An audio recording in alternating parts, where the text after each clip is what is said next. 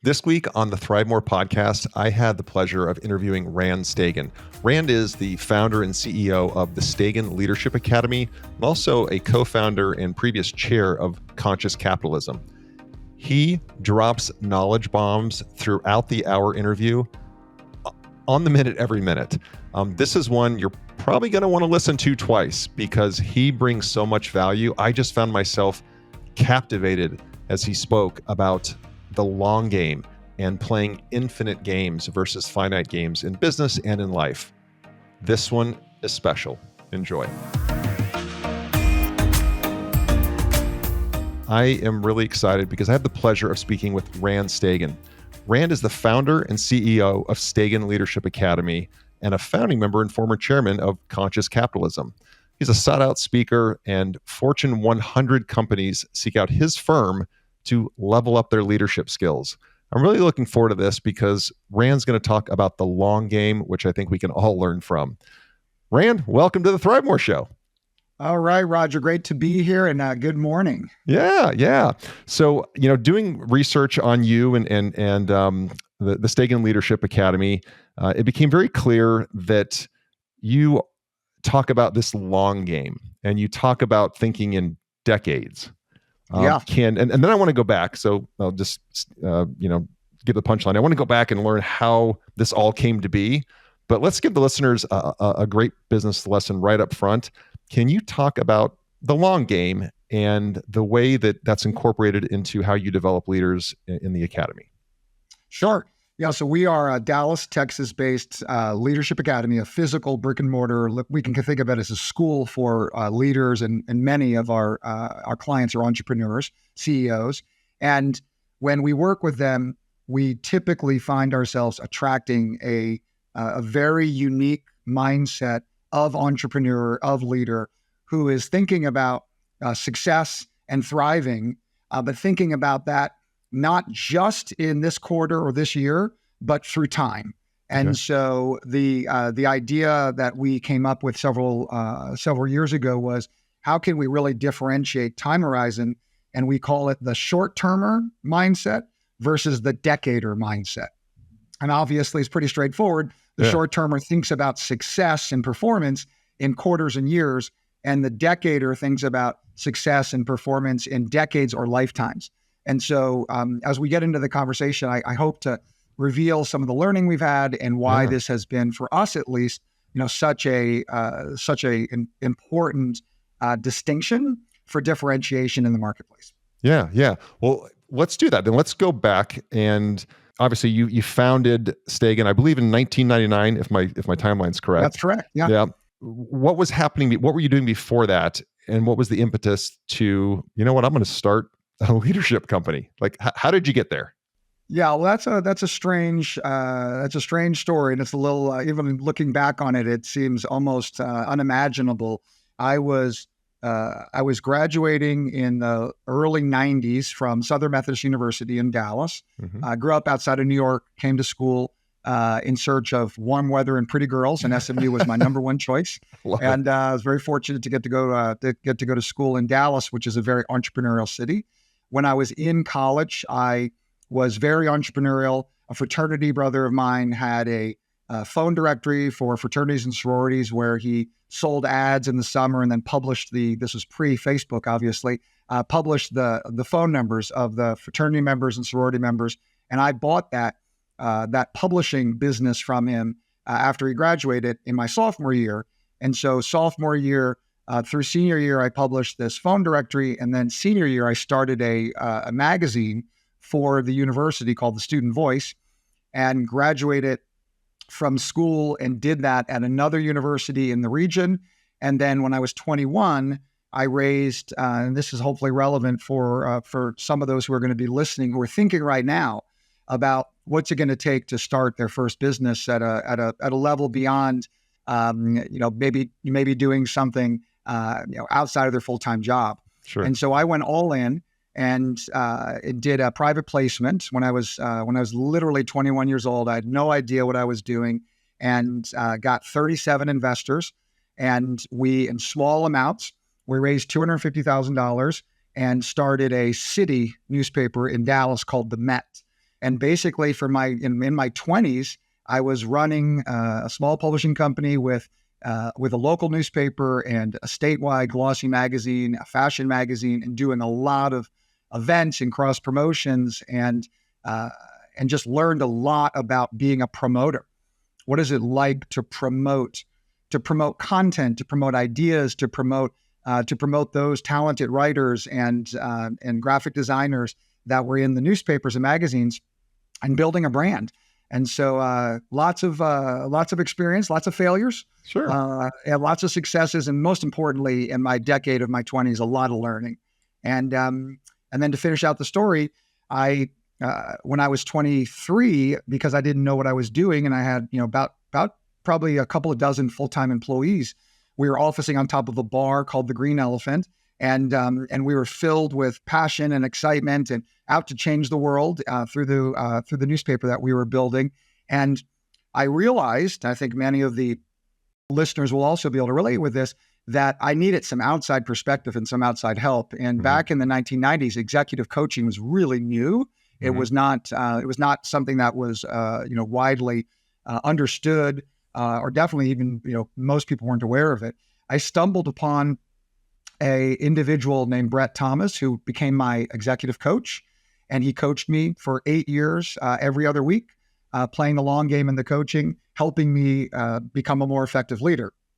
When we sold the newspaper in the magazines in 1999, I asked myself if I could do anything. I was just 30 years old, and I hadn't yet met my wife, and I had lots of risk, an appetite for risk. Yeah. I said, what do I want to do if I could do anything? I want to get on the other side of what I had been the customer of, the coaching. And I said, I want to get onto the training, coaching, development side. And so that's how I made the move. And it was again pretty interesting, let's call it, journey getting from 1999 to where we are today. But that's a little bit of the catalyst. Well, I love that, Rand, because you'd actually been there, done that. You were a dyed-in-the-wool entrepreneur, and sometimes business coaching today, will be a 21-year-old kid on Instagram who's never run a business and has no idea. Yeah. And that's unfortunately that's being conflated with the incredibly high-level coaching that your firm produces. So you found the company in 1999, and you want to be in the leadership coaching business, but you hadn't been. So walk us through how you go from there to this amazing academy you have today. Yeah, the origin story is a little bit, like I said, kind of a winding trail. So yeah. I actually started out wanting to be more on the motivational speaking side, because Tony Robbins had been gaining a lot of popularity. Sure. I'd gone to a number of his events and found myself incredibly inspired. And I was like, if I think about what I'd learned at the time from Tony Robbins on the inspirational side and Stephen Covey on the sort of 7 Habits of Highly Effective People side, and then working with my coach, we can call that sort of just the personal growth space. I felt drawn to the speaking. Yep. And so I was fortunate enough to know a person who was in that world, a speakers bureau. And I basically put together a message, and I got on stage and I started speaking, and started speaking more. And then I was, within a year, I was in Vegas in front of 5,000 people giving motivational speeches. And I was building a lot of momentum. Yeah. And I had a mentor at the time. It was actually a very famous keynote speaker. His name is Vince Pacente, who lives in Dallas. And I asked Vince for advice. And I said, Vince, I'm working on my marketing material. I'm working on my brand. I'm working on my promotional information. I was pretty obsessed with branding. And he looked at me one day and he said, a speaker speaks. And I was like, it was like angels in the cloud, like a speaker speaks. And the message was, stop thinking about what you want to do and start getting into the arena and doing it. Yeah. So like, get in there and actually do the work. And so I just kept getting in front of groups, whether I was getting paid or not. My first professional speech was a $50 speech. And the guy gave me a $49 check and a dollar bill, which still sits in our academy headquarters, and right on my shelf. And so the advice I received, and the advice I'm going to give to anyone listening who's an entrepreneur or would-be entrepreneur, is get in the game and start doing the thing that you're feeling called to do. Now, I didn't end up becoming a motivational speaker, but I followed my call to adventure. I followed that instinct that I should be doing that, because that led me ultimately to the realization when I'm standing up in another speech and I'm looking into the audience in a 45-minute keynote and people are eating their food, and I realized, oh, I'm in the entertainment business. Like, there's nothing wrong with the entertainment business. I love the entertainment business, but that's not what I wanted to do. Yeah. I wanted to help people grow and learn and transform through time the way I had experienced that, and the way I had experienced, growing my team at the publishing company. And so I pivoted and said, I'm going to call my coach and I'm going to say, hey, I know how to sell and market and brand. You know about coaching and curriculum and instructional design. Why don't we come together and why don't we partner? And for all intents and purposes, we're the co-founders of what is now, Stagen Leadership Academy. And, we work today with thousands of leaders in our programs every year, and, have a large faculty, and like I said, in a facility in Dallas. And so I could have never imagined that we would become what we have become, but I needed to actually just have the courage to step into the field of this, let's call this personal growth space, and just start experimenting and start learning. Yeah. So yeah. And you referred to it, leadership coaching, several times as personal growth, because there really isn't any difference, correct? Like you can't be a better leader if you're not growing internally and growing personally. That's been my experience. Yeah, and in our experience, our team, and we have psychotherapists and psychologists, and we have business practitioners who have very, very deep business experience and acumen. We have even a religious scholar on staff full time who works in the topic of meaning with many of our CEOs who've achieved so much financially and are still feeling this great sense of void in their lives. And so what we've done is taken a multidisciplinary approach to, I'm using to just for simplicity, this idea of personal development or personal growth, but really the work that we do at Stagen is considered inner work. The real, in the conscious capitalism world, we talk about conscious leadership, and we say conscious leadership is an inside job. Mm-hmm. It's the inner work. That's the work of true leadership effectiveness. Why? Because organizations are a reflection of the people in those organizations. And the people in those organizations are a reflection of their leaders. And so what we have learned over decades of just paying attention to the patterns and the cycles is one, let's call this sort of meta truth, at least in our work, which is leaders get the organization they deserve. That's a soundbite. I love that. Leaders get the organization they deserve. And so when I sit down with an entrepreneur and she says, I really am frustrated, and I say, tell me about your frustration. Well, my team is just not performing. And I say, tell me more. Well, my head of sales is not hitting the goals. My CFO is not giving me data that I can really make good decisions with. My head of ops is just in over his head. He's not able to keep up.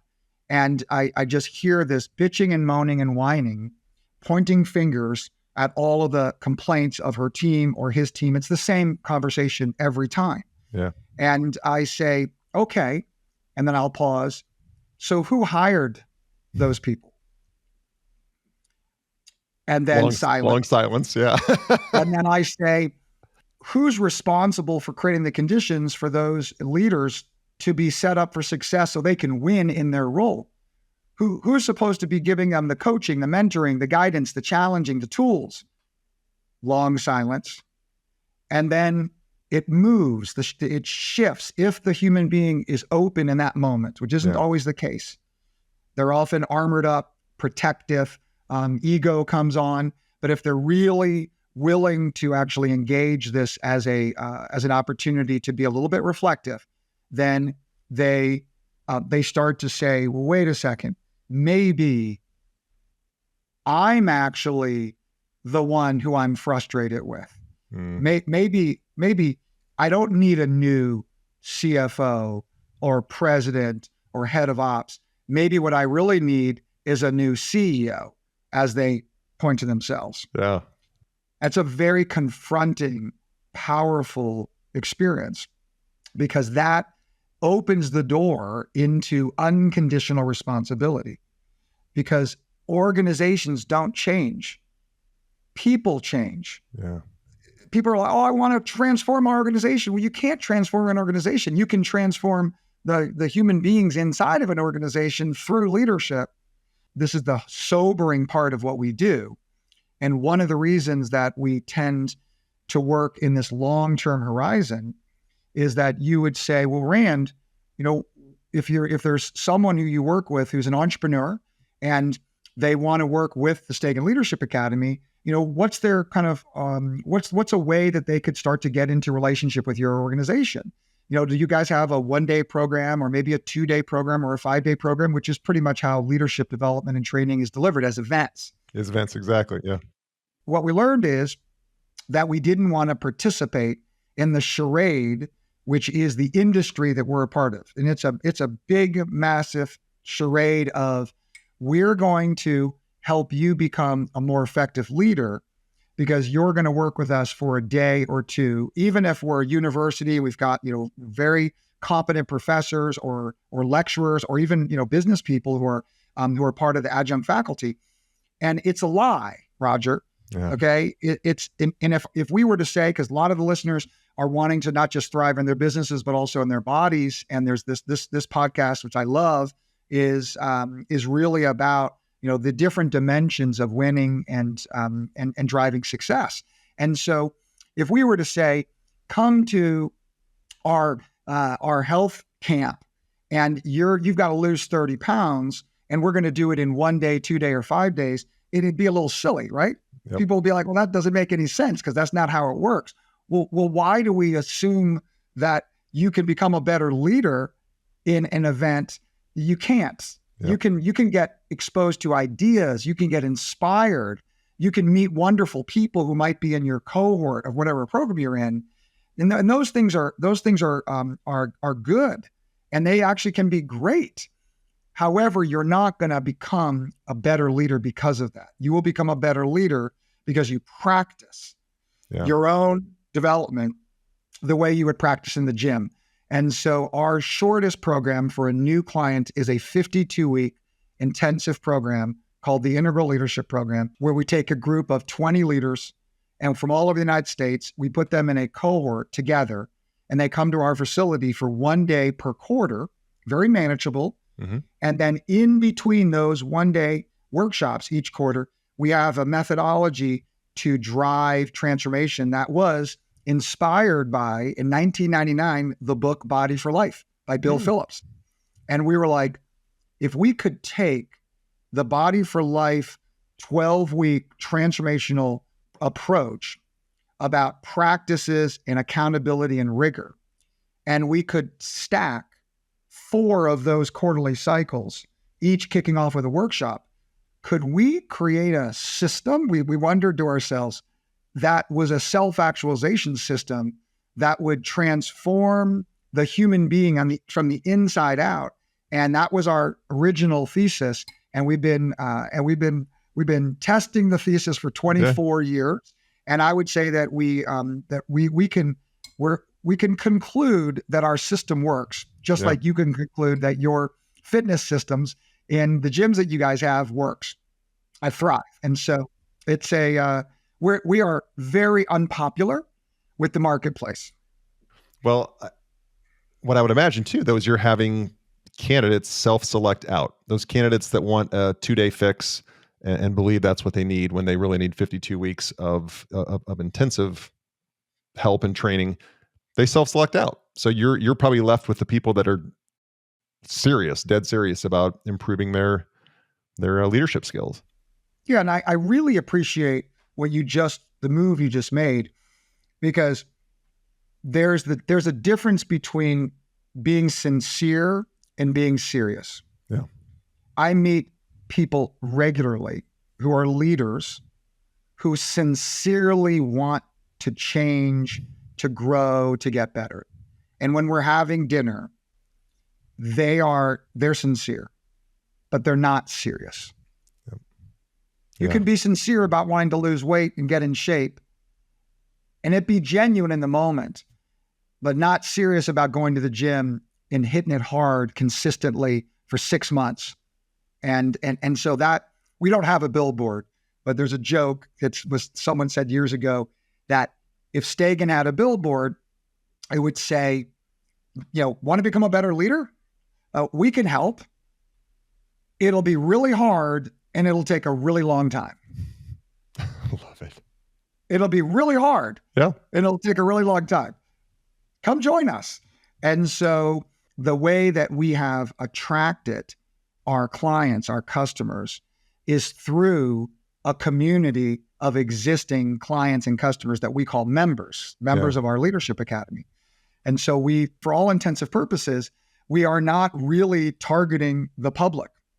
We use our graduates of our program as what we call an exponential team. And then we require that everyone who comes into a program is nominated by a graduate. And then that graduate is on the hook for the caliber and the quality of engagement of that participant. And so there's an accountability that, hey, don't bring us somebody who's going to tap out after a week. Yep. Okay, because they're going to be reflecting you, not just themselves, when they come into this program. And then the nominator actually walks alongside them, and we have a methodology for checking in once a quarter, and they have a call so that we call it a guide, an integral leadership program, which is the name of the program, the ILP guide.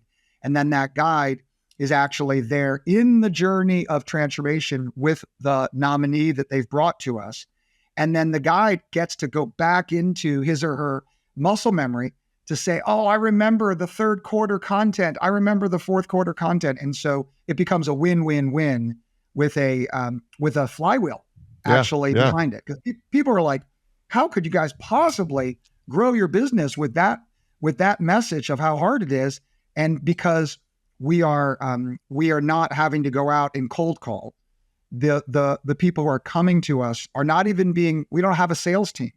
We're literally intaking and making sure that the nominee properly understands the commitment that is about to be made. And so we have a team of advisors that are very talented to setting context and to being able to really answer questions and prepare, kind of emotionally and psychologically and sometimes spiritually prepare the leader for the journey ahead.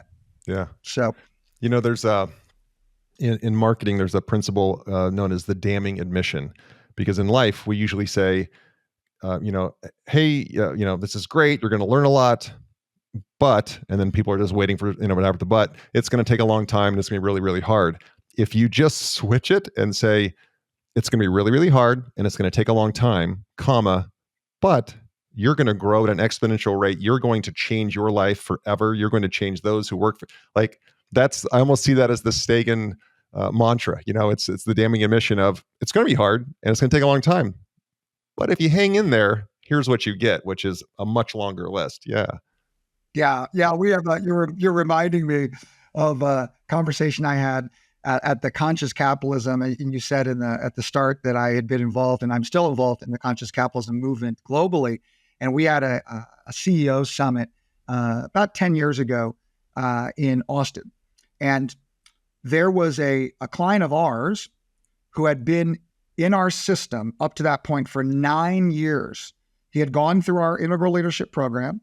He put his other leaders into our program because we'll work with the CEO first, and then the entrepreneur first, and then we'll work with the team that reports to the CEO. And then we have programs beyond our flagship program that are cascading programs into their businesses. So we have ways for maintaining a continuous commitment to development of self and development of others. So he's in our system for 1 year, 2 year, 3 year. He's doing graduate work with us. He's coaching. He's guiding other leaders through. For 9 years, he had not disconnected from the equivalent of kind of coming to the gym and having his team come to the gym. And so we're at this conference, a couple hundred people, and a guy comes up to me and says, "Oh, you're Rand Stagen. I just met your client." And I said, "Oh, yeah, he's great. Isn't it amazing the success their company's had?" He said, "Yeah, I mean, because this was becoming a very high profile business and a lot of growth, a lot of success." And he said, this guy said to me, "Your client said that you have been working with him, your firm has been working with him for 9 consecutive years." And this guy was, pretty shocked. Yeah. And he said, 9 years, a long time. How's it going? And I looked at him and I said, "Well, it's too early to tell. It's only been 9 years." Now, that's a true story. And we're now, coming up on 2 decades with that same leader. Wow. And he's still in his work. And he's a bank. And when and I'm not taking credit for this, I think we just are playing some small role in this as a partner, but his bank assets were at 1 billion when the journey with us began. And now it's at 15 billion. Wow. On its way to 20 billion. And it's the fastest growing community bank in the United States right now. Wow. And so, that's not about Stagen. That's about the leader staying in his work. And, one of your guests talked about the idea of compounding return. Mm-hmm. Would you rather have $1 million or a penny doubled every day for a month? And, people don't realize that penny doubled every day for a month because of compounding is over $5 million after 30 days. And people are really shocked by that. We're in the compounding business of human development. We're in the business of helping people to realize if I stay with my practices, if I stay with what I'm committed to, that I will grow and learn, and I'll take some steps back and some steps forward, but I never leave the program. Yeah. I just stay in a program, whatever that program is. Yep. And that's what we set out to do, which is why, to the beginning of the episode here, which is why we tend to not attract private equity. Mm-hmm. We tend to not attract many public companies, although, as you said, we do work with some large public companies, but most public company CEOs say, "No, I'm not willing to do that work. I need help this quarter. I need help this quarter." Yeah. Yeah. And I'll tell you, a lot of people are surprised. Well, they're surprised by the fact that we have this rigorous expectation on practice and practice through time. The other surprise that people have is we will not work with an organization unless the CEO goes first. Mm. So if we get a call and it's a large public company and there's a chief people officer or an HR buyer that says, "We'd like to spend $500,000 with you and have you come in and work with our middle tier leaders," we would respectfully decline. And we do decline those because once again, back to the charade, we're not going to participate in helping an organization transform itself unless the CEO of that organization recognizes that he or she has to participate in that initiative, in that journey, because we can't have a disembodied leader at the top. So often the CEO has, especially of a large business, has learned to delegate and outsource almost everything, which, by the way, I don't want to suggest that's a bad thing. That's a good thing. Yeah. But as one outsources and delegates and keeps moving up, we see a psychological pattern where they believe they can outsource and delegate everything, including their own inner work. Their personal growth, yeah.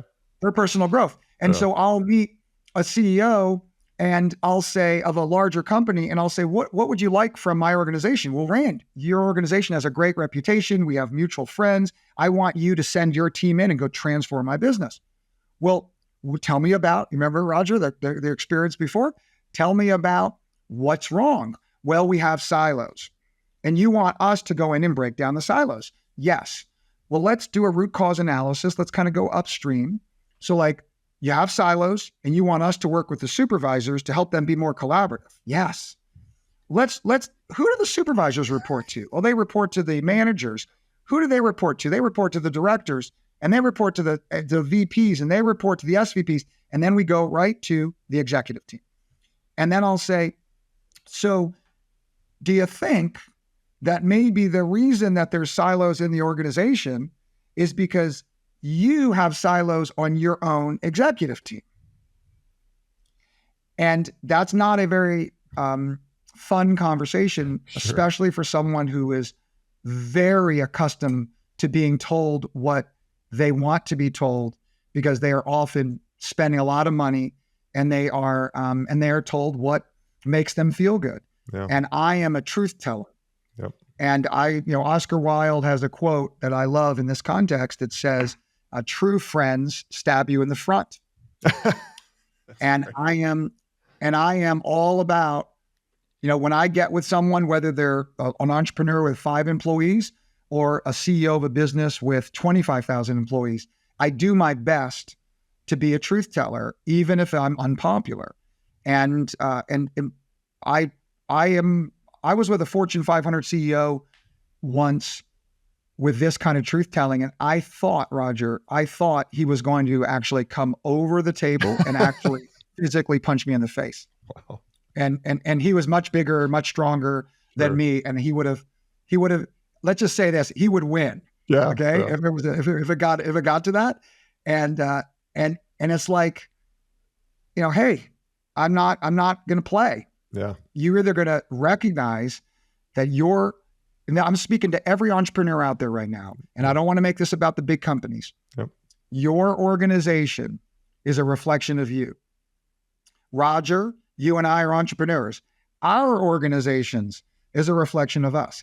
If we are not happy with what's going on in our organization, look in the mirror and ask ourselves, what do I need to change in myself to create a different outcome within my organization?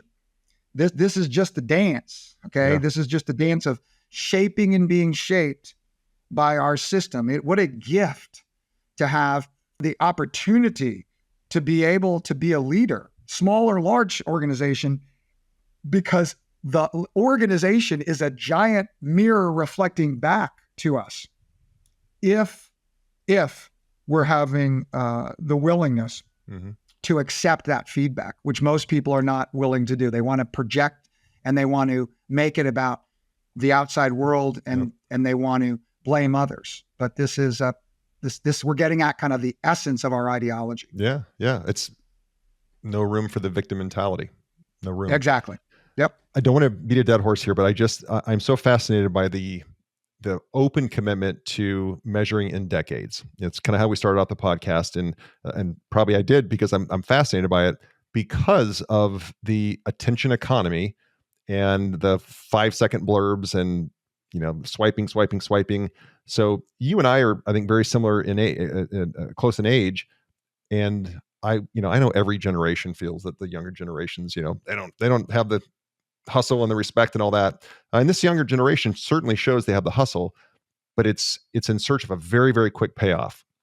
And so my question to you is, I think, selling that idea around decades, we will be more acceptable of. How are you seeing the new leaders coming up, the younger leaders, the leaders in their late 20s and 30s who are successful by most accounts, but do need to grow personally? Yet a decade is forever and a day for them because of how they've grown up. So have you seen that? Have you seen a difference between the younger cadre that you have versus, maybe a more tenured person? Well, the first thing I want to do is appreciate the question and acknowledge I don't know the answer yet. So too early to tell? Yep. Too early to tell. Yep. I've got a 16-year-old daughter and an 18-year-old daughter, so I'm sensitive to it. I know you've got your children are a little older than mine, I think, and I remain faithful to the long game, to the long arc of time, and I'm long on humanity. Okay, and so.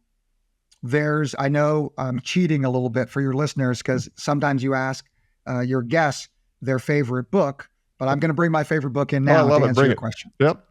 Okay.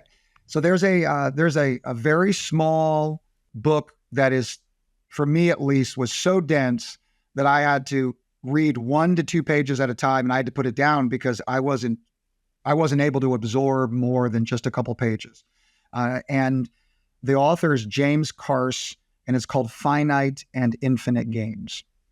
And what James Carse did in completely reorienting me to time is he said there are at least 2 kinds of games. So let's just say there's 2 kinds of games. There are finite games and there are infinite games. Each game has players. Finite game is played by finite players. The infinite game is played by infinite players. And each game has one and only one objective. It's really easy. The objective of the finite game is to win the game. There's nothing wrong with finite games. Playing chess, playing checkers, playing business. These are just finite games. There's a zero sum. There's a win-lose. The infinite game also has one and only one objective: to ensure the game continues. Big deep breath. So, finite players can only play finite games. Infinite players can play the infinite game and countless finite games. So we work with leaders, young and old, who want to develop the range of motion, the versatility, like a corporate athlete, to be able to run the ball and throw the ball, to be able to hit the forehand and the backhand, that say, I want to learn how to play the infinite game. They're already playing the finite game. Sure. And so I believe that there are young people out there who intuitively feel, in the midst of this incredible time of the attention economy and the addiction to devices and to all of the technologies that are optimized for short-term fast cycling. I believe there's only one doorway in back to long-termism, and it's the doorway of meaning. And some people would call it spiritual. This is why we have a religious scholar on staff, and our religious scholar is a Zen priest, and he's also a biblical scholar, a Jewish scholar, an Islam scholar, and a Muslim scholar. So we work mostly with Christians, and we say, well, we work across the board, and we're not advocating a particular point of view. What we're advocating for is recognize the power of feeling being a part of something bigger than yourself. Yeah. When someone says to me, what's spiritual, Rand? I would say a spiritual person recognizes that they are a part of something bigger and recognizes that their ego's prime directive, one main job of the ego, is to convince us of our separateness. I am separate from something bigger. I am separate from that thing that is mysterious. And our clients say, I'm not separate. I don't know exactly how to relate with this, and it can be confusing and it can be puzzling, but I feel a part of something bigger. We have atheist clients that get into nature and go, take a big deep breath and say, there's just something so beautiful and so mysterious here. Yeah. We have atheists who look out into the stars and recognize that they're a part of the universe and that the cosmos is just extraordinarily grand. And then we have a lot of clients who have a relationship with God in their faith. And so I know this may be a little surprising, but we have to we have to find with our clients, young clients too, we have to find a doorway into that spiritual piece if we want them to actually be able to step into a long, infinite orientation. And then we start to have them to recognize 13.8 billion years ago, the Big Bang happened. Okay, we would call this the long arc of time. I mentioned that a few minutes ago. And now I need to locate myself in the long arc of time. And now I need to recognize I might get 100 years, if I'm lucky, any of us. And so first of all, don't take myself too seriously. Yeah. Okay. And then what can I do to be of service, to make a contribution, to make a difference, not for myself, but for those who come after me that I will never know, that I will never meet. And so if you ask me, Rand, do young people respond to the invitation to greatness in the area of meaning? And I say, Roger, absolutely. Yeah. That we've got to have you can't just be like, oh, you need to play a longer game.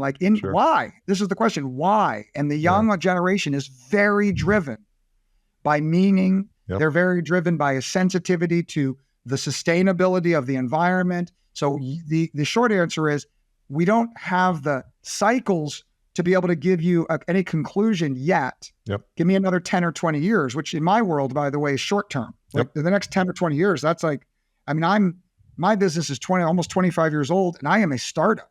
Yeah. People are like, are you thinking about retiring? You're 53 years old. I'm like, thinking about retiring. It took me 20 years to run the warm-up lap. Okay. I got to year 20. I looked out the window on a January and I was like, whoa, I am limbered up.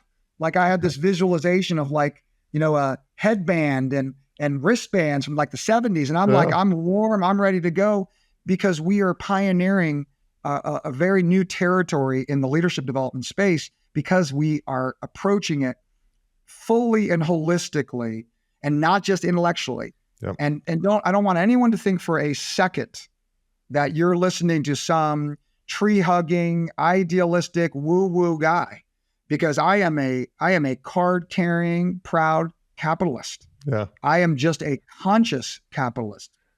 Okay. I don't believe that I have to compartmentalize my business from my personal life and my family life and my spiritual life. I do my best to pursue. I'm not there, but I'm pursuing an integrated life.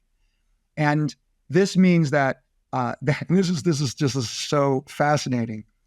People say, well, Rand, can you really maximize profit by taking a holistic view, by playing the long game? And I would say, and this private equity executives often don't really get what I'm about to say, but the way to maximize profits is to focus on more than maximizing profits. The way you maximize profits is you focus on taking care of your customers, taking care of your employees, taking care of your vendors, taking care of your communities. And by focusing on creating value for all your stakeholders, okay, counterintuitively, you make more money when you focus on more than just making money. Yep. As long as you're playing the long game. But if you're playing the short game, the way to maximize profits is most of the time to maximize profits. But if we're playing if people say, I want to be rich, I want to make as much money as possible. Okay, then focus on that by creating value for many, and by creating value for many through time. And you will get the compounding, incremental, 20-mile march, as Jim Collins calls this, and that penny doubling every day. Yep. And just keep compounding. Yep. And so this is where, once again, we're getting sort of surprisingly into some of the core philosophical domains of our work. I love it. Which is why it's elevated above so many other quote unquote coaching and leadership programs. So many of us have heard conscious capitalism. It's it's in the lexicon, but you were there for truly the birth of the organization. and the movement, I should say, the movement. Can you speak to that and give some light to really how that happened, what it is, why it's not, sacrifice profits for the better of others. It's maximizing everything. But if you can talk about the birth of it, that would be fascinating.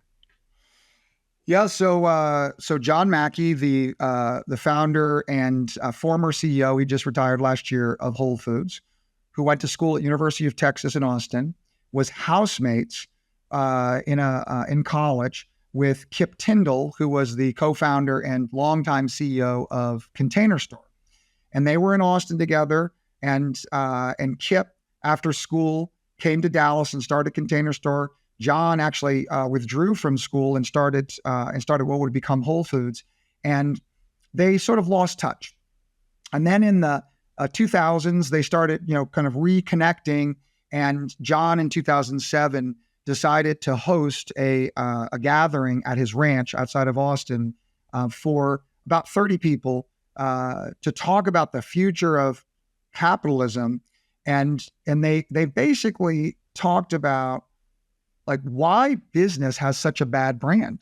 Like, business is one of the greatest, we would argue, the greatest force for good in the history of the human race. Like, there is no system that has contributed to more flourishing than capitalism. And capitalism has some shadows and externalities and unintended consequences, and there's darkness in everything. Where there's light, I'm speaking of light, there's always darkness. Sure. And so I don't want to be once again idealistic about this. However, capitalism has contributed to the well-being in so many ways, and longevity, and decreasing infant mortality, and creating economic prosperity. It's an amazing system. And why is it that it's so villainized? And so that, if you want to know, like, what's the origin story of conscious capitalism, it was to sort of seek to understand, like, what's that about? In 2008, there was a conference that I was just at the right place at the right time because I was lucky. Okay, like, no, don't let anyone suggest that, oh, Rand, you're so brilliant, you're co-founder of the Conscious Capitalism Global Movement. I was at the right place at the right time, and I paid attention. And people listening, you are at the right place at the right time more regularly than you realize. You might not yet have the capacity to pay attention to your own instinct and intuition that here's something that I need to actually stay with. Yeah. And so when I got to the conference, I spoke. There was maybe 150 people there. I was several days, and I feel like I found my tribe. I feel like I found, like, these are the people that I want to be with. And so I never left, Roger. I raised my hand and said, how can I help? Yeah. And there was no board, and there was no structure. And it was like, how can I help? And I started volunteering, and we all started building a vision to transform the image of conscious capitalism. John Mackey and one of our co-founders, Raj Sisodia, wrote a Harvard Business Press book titled Conscious Capitalism. We started building conferences, chapters all over the world, and it became, and I appreciate you sort of position this as a movement, because it really isn't about an organization, it's a movement. And we believe in purpose beyond making money for the things I've talked about, because we think you can make more money if you're a purpose-driven business through time. We believe in a stakeholder approach, which I've talked about. We believe in, there's 4 pillars: purpose, stakeholder management, let's call it stakeholder orientation. The third is conscious leadership, which we've been talking about. And then the fourth is conscious culture, which flows from conscious leadership. And this is a blueprint along with many others that are out there. There's we call them fellow traveler organizations. Some people may know about B Corp or 1% for the Planet or inclusive capitalism. I mean, there's many out there that are doing very similar things. What I would say really differentiates conscious capitalism, I'm going to be a little bit provocative here, is we are a big tent. And if anyone in the audience were to go to a Conscious Capitalism CEO Summit, we have one coming up in October, you will be sitting next to a very interesting Democrat And then you'll be sitting on your left to a person who's a Republican and voted for Trump. And you'll be sitting next to small business, large business. You'll be sitting next to someone who's straight, someone who's gay. You're going to be sitting next to someone who is a fossil fuel executive and someone who's trying to transform energy through solar panels. Like it is a place unlike any other, the community of conscious capitalism, because we say the following: and our purpose at Conscious Capitalism is to elevate humanity through business. If you are elevating humanity through business, we consider you a conscious capitalist. And we're not taking a political position. Yep. And we're not taking a position that says fossil fuel executives are evil and they're not welcome. Unfortunately, most of the movements that are out there have villainized fossil fuels instead of realizing if we care about the poor, if we care about helping people coming out of the developing world, we have to find ways to just recognize that market is going to demand cheap, reliable power. And hopefully we can move from coal from coal and oil to more natural gas. But like there are complexity. One of our faculty members, Vid Deva, and he says complexity has a PR problem. Yeah. And a conscious leader recognizes that black and white solutions and polarization is not the path forward, that we are in pursuit of a higher ground. We're in pursuit of an elevated future that requires us to get into nuance and get into curiosity and to recognize how certainty co-opts us and captures us and makes us righteous and says, oh, let's look at the other. And then we see the other and we see the shadow in the other, but we don't see the light in the other. And a conscious leader, in what we do at Stagen, what we do in Conscious Capitalism, we're teaching and we're trying to figure out for ourselves. And I'm not dispensing this as I have it all determined and I'm putting my hand down and saying, Roger, come and join me at this higher elevated place. I'm shoulder to shoulder with you right now in pursuit, because it's an orientation and an attitude that drives great leadership, as opposed to the arrogance that I have it all figured out and I'm going to dispense the answers. And so staying humble and staying curious and staying in the nuance. And that's what I'm so proud of, that we've been able to achieve at Conscious Capitalism. And I'm very proud of the work that our team does at the Stagen Leadership Academy in a much more practice-based way to help leaders become more, quote, conscious. Yeah. So obviously Conscious Capitalism, that movement is really just folded into some of the agenda of the leadership programs that you administer. I would say we're just adjacent to each other, right? Yeah. So many of our clients are involved in conscious capitalism, and vice versa. Conscious capitalists come to us for deeper training, and there's local chapters. I mean, it's a nonprofit organization, so it's a movement. Yeah. And when people who want to be a part of the movement of conscious capitalism say, I want to learn how to become a more conscious leader, that's really hard and it takes a really long time, then we're like, come join us. We'd love to rumble, get in the arena with you, get in the dojo with you, and really lean in. Yeah, love it. So we talk about the long game a lot, and which is so important. And you've been at this for almost 25 years. Where is Stagen Leadership Academy 10 years from now, 20 years from now, if you could wave a magic wand? What does that look like? So I would have answered that question 5 years ago very differently.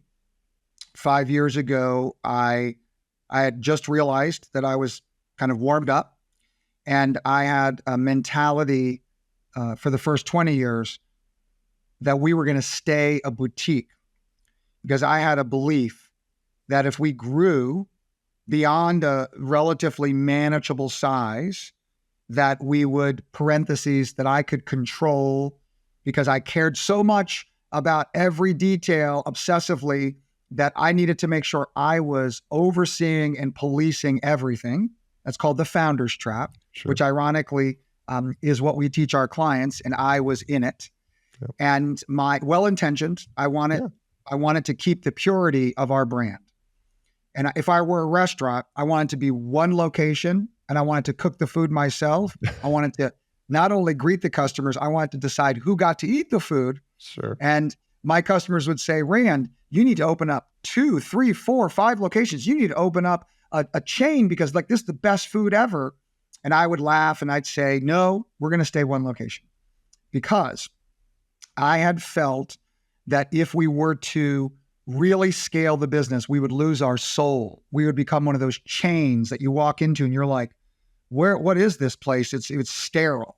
Yeah. And that limiting belief, I would have said to you, Roger, 5 years ago, we're going to be a boutique. We're going to be the best boutique. We'll work with, several thousand leaders a year, which is, still a sizable organization, but we're going to stay small enough where I could, as the founder, control it. Well-intentioned. Yeah. Today, after a intervention by my team and several of our strategic clients over a number of years to say, Rand, we love you, but this organization that you started is now way bigger than you, and it's no longer about you. And you need to let go and get out of the way and allow what is moving through the organization to actually be liberated. Yeah. And I said, no.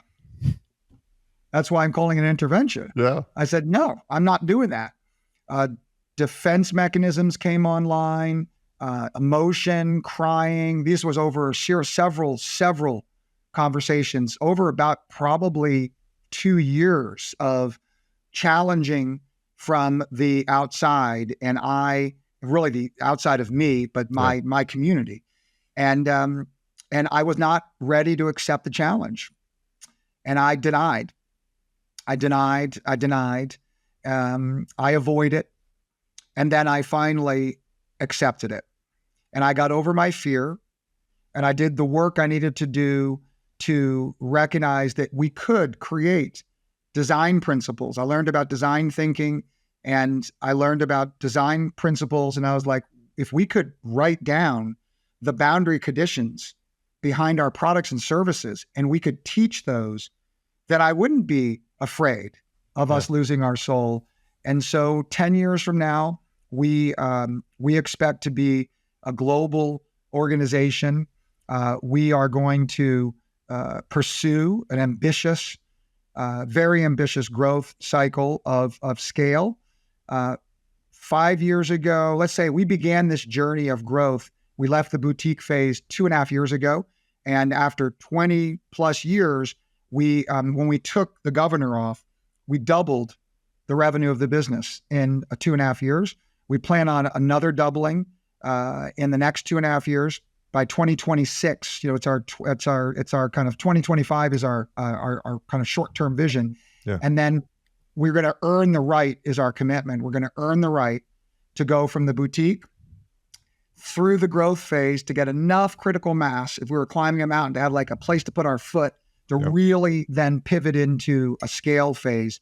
And this is our vision. This is our call to adventure.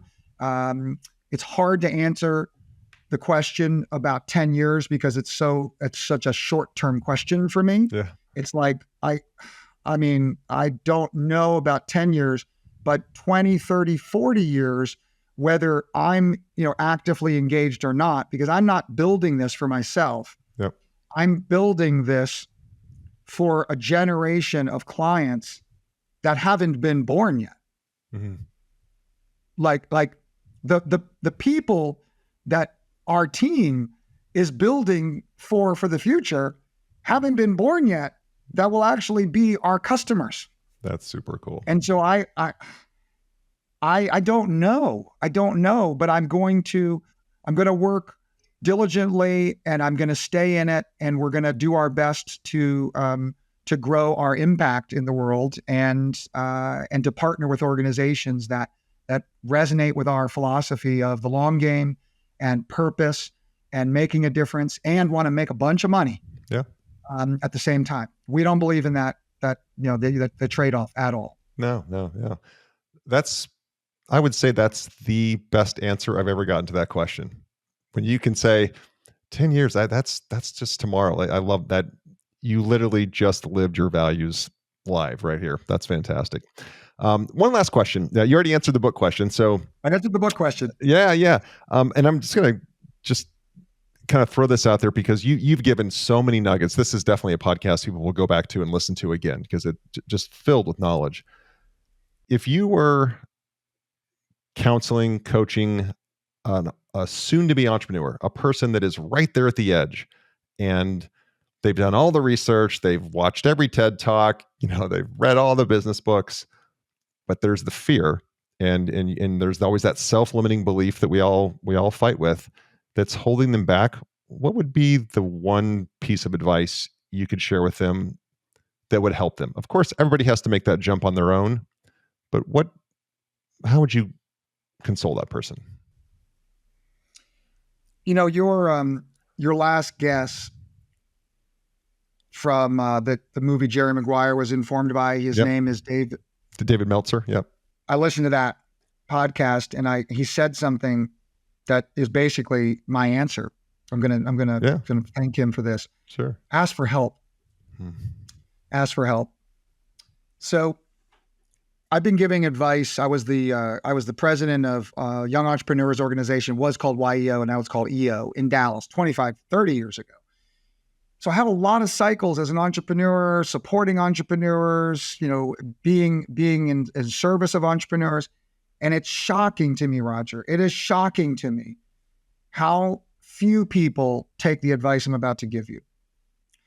When somebody is thinking about starting a business, and it is a vision, and it is just beginning, and they tell people, next year, I'm going to quit my job, and I'm going to start a restaurant, or I'm going to become a franchisee, or whatever they're going to become. And they tell people about what they're going to do. They are bringing people in by telling them, they're bringing people into their dream, especially if they're young, especially if you're a young person, but this can be for any age. And then instead of sending a postcard 6 months later saying, you remember when we had coffee and I told you I was going to start this business? I started the business and I just wanted to thank you for the encouragement. Postcard, text, email. I like the physical mail. I like differentiating with a postcard or a letter. And then 6 months later, send another note. I just wanted to update you. I just keep appreciating how so many people encouraged me and supported me and cheered me on. And you were one of those people. I don't want to forget that. Here's our update. What happens, and I know this for a fact, what happens is that the crowd starts to cheer the entrepreneur on as she is progressing through the crucible of this journey. And then as the entrepreneur starts to come to obstacles and starts to struggle, that person is a phone call away to say, I'm struggling. You remember, I'm now a year in and I've given you a couple of updates, not too much, just a couple of updates. And I want you to, can I get some advice? And you go for advice. And if you keep people in this, if you tether people with you in the journey, and don't worry about the failures, don't worry about the embarrassment, bring them into that vulnerability. If you look up in 5 or 10 years, you will have a fan base that becomes an asset and a resource. But I tell people this, I've had coffee with dozens of young entrepreneurs, dozens who've asked me through a mutual friend, can I sit down and get advice? And I've said this advice, please, you're 23 years old, you just graduated college, you're about to go on your lifelong journey. Please keep me tethered because I loved your enthusiasm in this meeting. Just send me a note, send me an email, tell me how you're doing. I've been doing this for 15 years. I've gotten one person to do it. One. And here's the crazy part, Roger. I tell the people about how nobody's ever done it. Okay. And I say, you're about to start a business, and I've given this advice to keep, by the way, I am a connected, resourced person. Keep me connected to your journey, because if you have me in your corner in the beginning when it's really hard, and then you get yourself through that, and I get to cheer you on when you get on the other side of that, and then you're back down into the difficulty, and I get to just lightly be a part of it. I'll start telling my friends about, oh, there's this entrepreneur, and she's amazing, and she's got so much resilience, and she reaches out to me once a year, and I'm cheering her on. I tell everybody what I'm telling you, Roger, and only one person has followed up. And guess what? He followed up. He was an intern, and he interned with us, and then he's very entrepreneurial. And then he went on to another internship, which I wrote him a letter for, which he got that internship. And then I gave him some counsel, and then he got his next opportunity, and he texted me and said, I just wanted you to know. It was a text. Yeah. Here's my next opportunity. Guess what I did? I went behind his back, and I started telling my friends about him by name. And in another 3 to 5 years, when he calls and asks for money, and he says, I want to know if you'll let me get in front of your network and to pitch, you better believe I'm going to give him access to my network, because I'm in his journey with him as part of his success. And I would have done that for the dozens and dozens of other would-be or entrepreneurs who, for some reason, Roger, my advice is not well received. And I'm going to own the fact that it may not be good advice. And I'm okay with that. But I will say I'm confused. I'm confused. And as Tom Peters, the great management guru, said, this is one of my favorite quotes in this context. If you're not confused, you're not paying attention.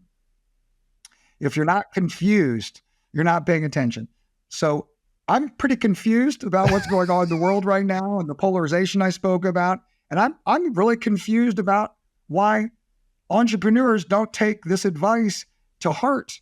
And I'm just going to keep paying attention and keep learning, and I'm just going to stay in it. So here we are. Rand, that's gold for all the listeners. That's gold for me. And it's execution. It's people executing. Everybody's got an idea, but it gets, and you're giving a very simple thing to execute, a very simple thing, but it's still execution. And people love the dreaming and the ideation phase, but it's doing the work. It's just simply doing the work. Well, now, Roger, here's the mystery. There are people listening right now who are very, very good at execution. They go out, they meet people, they start their business, and they execute, but they don't take advantage of letting people come on the journey with them. Yeah. Even I'm talking about the people who are executing. Yeah. Because if they want to amplify their success through time, this does not have a quick ROI. Well, what's the benefit of sending a note to someone who I had coffee with when I was just starting my business? Because that person will be with you. We're back to the beginning of the conversation. Yep. This advice only works if someone can actually see the cumulative benefit of that tethering through time. And so this is because I like what you said, like there's people who are dreamers and don't execute. I'm talking about the people who execute, who are missing the opportunity to be even more successful. Like, why don't they want to amplify their success and have more fans and more supporters and more people up in the bleachers rooting them on? They're their home team. Let's go, guys. Yeah. So I'm just going to stay. I'm going to stay in my just bewilderment. Yeah, I love it. I love it. And ask for help. I mean, just bring that. Have the team help you, right? Help. Yeah, have the team help you. Rand, where can people find you? Where can they connect with you? And how do they find out more about the ILP and Stagen Leadership Academy? Yeah, I mean, since I'm old guy, we're just going to go to the web and we're going to say Stagen.com, STAGEN.com. We have a little bit of presence on social media in the form of LinkedIn, and so Stagen Leadership Academy on LinkedIn. But those are the two, and the next generation will tell you all about, when they take over, all about the social media that we're on. But right now, it's primarily the web and Sure. LinkedIn and our community. So Great. yeah. Well, we'll put that in the show notes underneath the podcast so that people can just click right there and find you immediately. I want to just close by saying thank you. I am very grateful for the time you spent. You just speak with such knowledge that it comes across in really powerful lessons, and it's humble as well. Like, and that's a rare combination, my friend. So, greatly appreciated the time with you. Yeah, and I want to express, not just for me, but for all those that I'm representing being on the call right now, our team, our members, and all the stakeholders that we touch. Thank you for the opportunity to be here and getting this jam and have a dialogue that hopefully will help others grow and learn and thrive in some way for them. So I'm really very, very grateful. Thank you. Oh, that's great. Well, that is it for this week on the ThriveMore Show. Remember to set your intentions for the day and strive to thrive. Thanks a lot. Thank you so much for tuning into the ThriveMore podcast. Don't forget to take a look at the show notes for any resources mentioned during the show. And if you haven't already, be sure to hit the subscribe button and turn on your notifications so you have access to the latest and the greatest. I'd also like to remind you to check out our website, ThriveMoreBrands.com. There you'll find information on the brands we support and information on franchising. Thank you again for tuning in, and until next time, always remember to set your intentions for the day and strive to thrive.